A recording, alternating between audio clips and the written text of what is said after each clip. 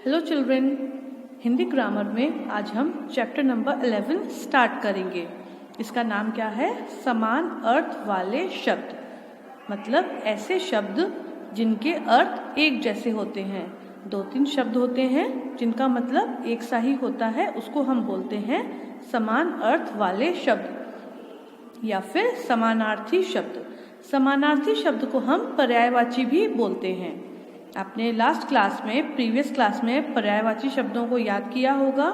उन्हीं को हम बोलते हैं समानार्थी शब्द। इनका अर्थ क्या होता है? समान अर्थ वाले शब्द। नीचे दिए गए चित्रों को देखिए। नीचे जो चित्र आपको 3 दिखाई दे रहे हैं, इनको हम देखते हैं और समझिए, संग में समझ भी लेते हैं। सूरज, ये किसका चित्र है? ये है सूरज का चित्र।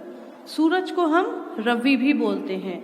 अगर हम रवि के बारे में बात कर रहे हैं, इसका मतलब क्या है कि हम सूरज के बारे में ही बात कर रहे हैं। दिनकर, दिनकर का मतलब भी क्या होता है? सूरज ही होता है। और सूर्य, ये तो आपको पता ही है कि सूरज को हम सूर्य भी बोलते हैं। तो चाहे हम सूरज बोलें, रवि बोलें, सूर्य बोलें या फिर दिनकर बोलें, इन चारों का मतलब क्या है?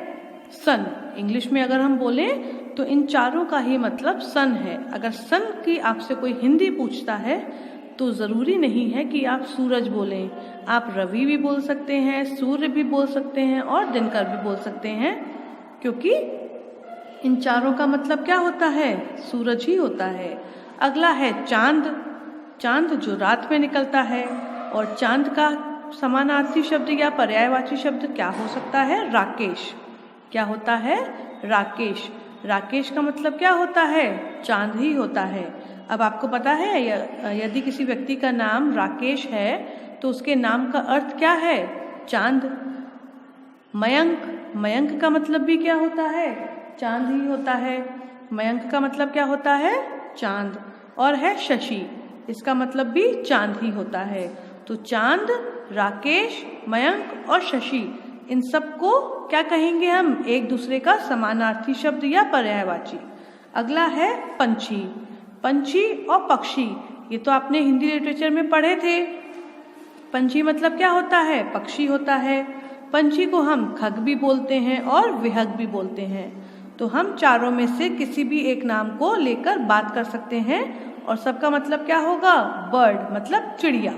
ये चिड़िया भी बोल सकते हैं, पंछी, पक्षी, खग और विहग। तो यहाँ पर सूर्य, चंद्रमा और पक्षी के 4 नाम दिए गए हैं, जैसा कि मैंने अभी समझाया। इन चारों के अर्थ समान हैं। सबका मतलब क्या है? सूर्य के जितने नाम हैं सबका मतलब सूर्य है। चंद्रमा के जितने नाम हैं सबका मतलब चंद्रमा ही है। ऐसा ही पक्षी के साथ है। समान अर्थ बताने वाले शब्दों को समानार्थी शब्द कहते हैं। ऐसे शब्द जिनका एक जैसा अर्थ निकलता है उसको हम क्या बोलते हैं? समानार्थी शब्द। चलिए, अब नीचे टेबल दी गई है, इसको हम एक बार पढ़ लेते हैं और पर्यायवाची शब्दों को याद कर लेते हैं। समानार्थी शब्द को हम पर्यायवाची भी बोलते हैं, जैसा कि मैंने अभी बताया था। ठीक है, तो चलिए हम टेबल पढ़ते हैं। तो चलिए अब हम कुछ और शब्दों के पर्यायवाची शब्द याद करते हैं।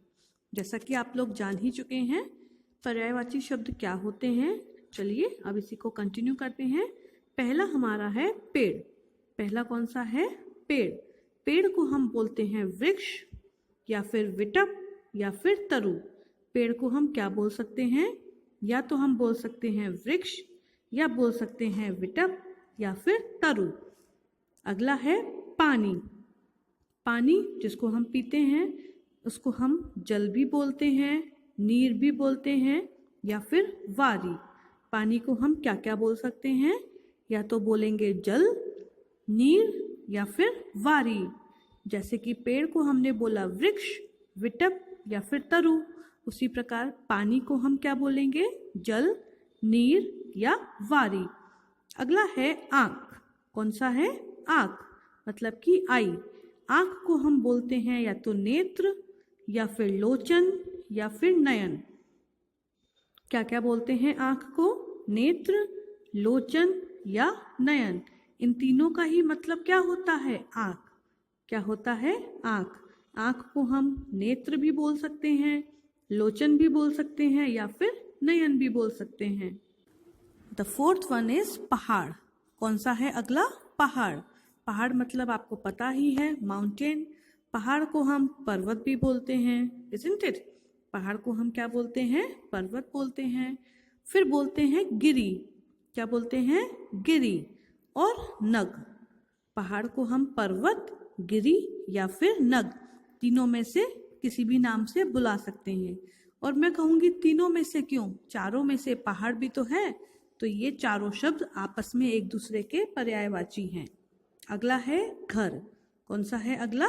अगला है घर। घर का मतलब होता है गृह। आप लोगों को होमवर्क मिलता है ना, तो वो होमवर्क क्या होता है? घर पे करने वाला कार्य होता है।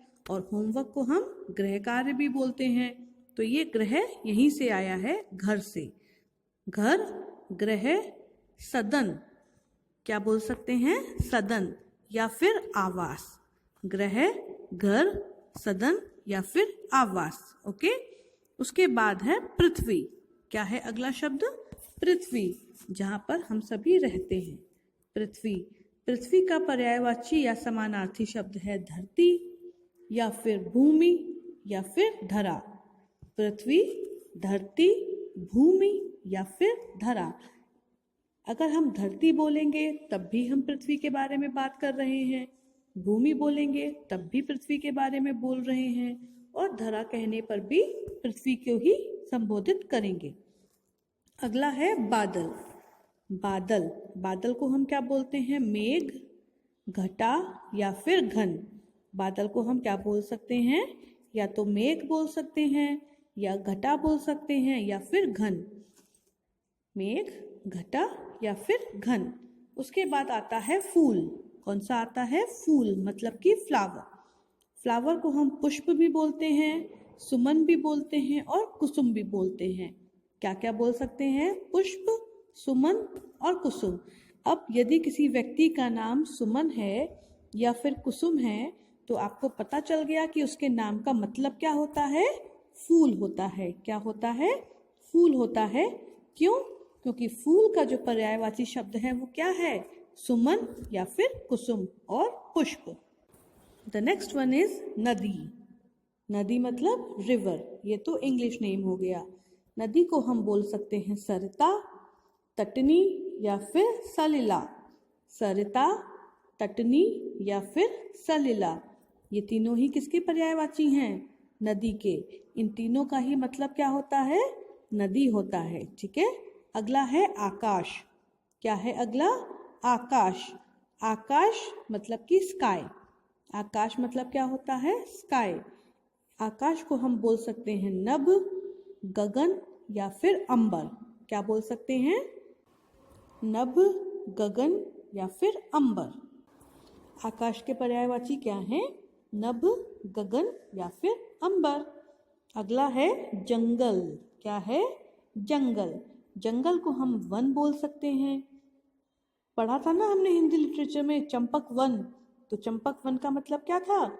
चंपक नाम का जंगल। या फिर कानन भी बोल सकते हैं, या फिर अरण्य। अरण्य क्या है इसका नाम? थोड़ा टिपिकल है, अरण्य। ठीक है। क्या क्या है जंगल के पर्यायवाची? वन, कानन या फिर अरण्य। ठीक, एक बार इनको रिवाइज कर लेते हैं। पेड़। पेड़ को हम बोलते हैं वृक्ष, विटप या फिर तरु। पानी। पानी को हम बोलते हैं जल, नीर या वारी। अगला है आँख, नेत्र, लोचन या फिर नयन। पहाड़। पहाड़ को हम बोलते हैं पर्वत, गिरी या फिर नग। उसके बाद आता है घर। घर को हम बोलते हैं गृह, सदन या फिर आवास। पृथ्वी। पृथ्वी को बोलते हैं धरती, भूमि या धरा। बादल। बादल को कहते हैं मेघ, घटा या फिर घन। फूल। फूल को बोलते हैं पुष्प, सुमन, कुसुम। नदी। नदी को कहते हैं सरिता, तटनी या आकाश। आकाश को कहते हैं नभ, गगन या फिर अंबर। जल और जंगल को बोलते हैं वन, कानन या फिर अरण्य। ठीक है, तो ये सारे पर्यायवाची पेड़ से लेकर जंगल तक ये आपको अपनी नोटबुक्स पर नोट डाउन करने हैं और इनके तीनों पर्यायवाची याद करने हैं। ठीक है, तो ये आपका होमवर्क है। That's all for today. Good day and good bye.